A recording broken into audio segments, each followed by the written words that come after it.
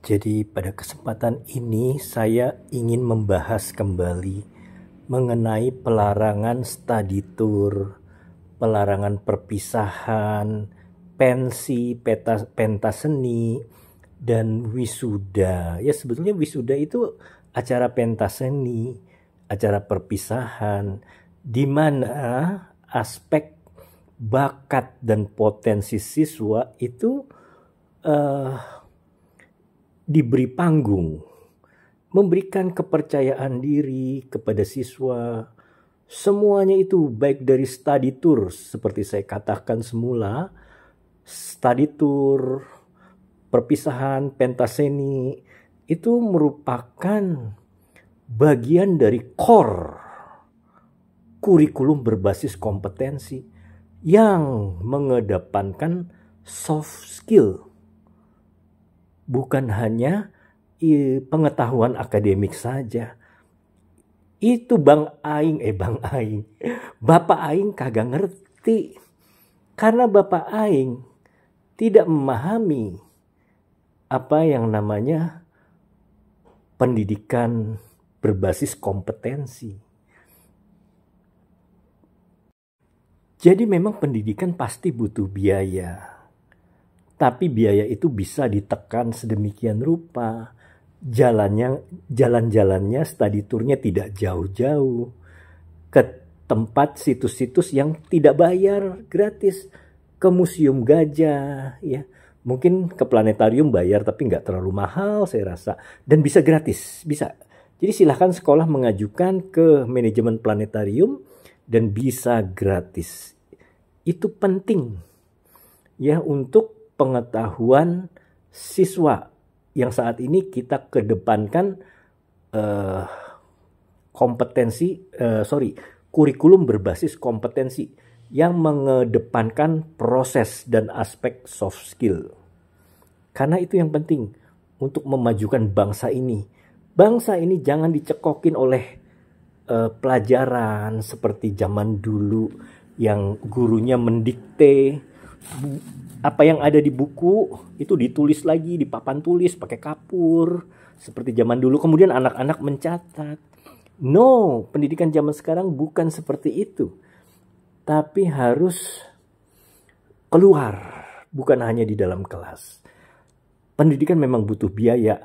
Pemerintah termasuk gubernur Bapak Aing harus mensupport. Coba deh Menteri Pendidikannya bicara. Karena mestinya Menteri Pendidikan itu yang paham betul kurikulum berbasis kompetensi, learning process, ya. Itu yang penting, aspek soft skill. Bagaimana siswa bisa berkomunikasi, bekerja sama, teamwork, kemudian apa lagi? Empati, ya, beradaptasi. Study tour kan dia nginep juga. Bahkan ada yang live in, tinggal di rumah penduduk, tinggal di rumah petani, ya, kemudian aktivitas sehari-hari membantu petani. Mereka bisa merasakan bagaimana menjadi petani, berempati, disiplin, mengatur waktu, mengatur jadwal.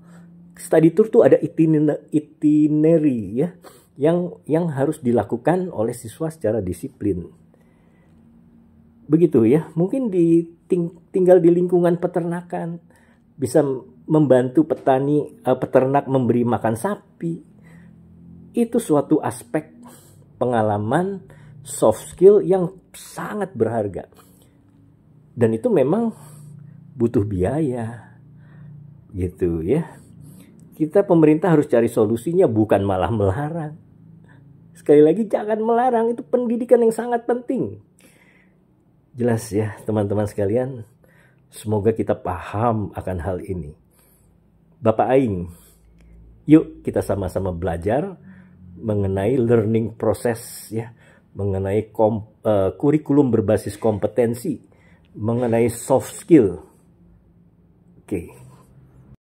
Satu lagi, Bapak Aing pernah bilang waktu debat sama seorang siswa. Dia katakan kalau mau buat perpisahan ya udah buat aja perpisahan sendiri, nggak boleh dikelola oleh sekolah. Jadi kita tidak bisa menyalahkan sekolah memungut uang, begitu ya. Tidak boleh menyalahkan sekolah. Kalau kecelakaan, tanggung jawab sendiri. Silahkan study tour, silahkan perpisahan, tapi selenggarakan sendiri ya. Pentas seni selenggarakan sendiri ya. Kan kalian itu punya bakat masing-masing katanya. Jangan melibatkan sekolah. Ini aneh dan bodoh menurut saya. Pemerintah, Kementerian Pendidikan, Dinas Pendidikan itu justru harus memfasilitasi kegiatan siswanya yang penting untuk aspek soft skill tadi yang seperti saya sebutkan. Di sini sekali lagi di dalam kurikulum berbasis kompetensi ya. Jadi seperti kegiatan-kegiatan tersebut itu merupakan suatu hal yang penting yang bisa memberikan manfaat buat siswa menjadi bangsa yang cerdas, bangsa yang tangguh, karena mereka akan mendapatkan pengalaman pendidikan di luar kelas. Jangan malah disuruh, ya udah lakukan sendiri, tanggung jawab sendiri, kecelakaan sendiri, nggak usah nuntut sekolah, nggak usah nuntut pemerintah, nggak usah nuntut gubernur, itu ngawur.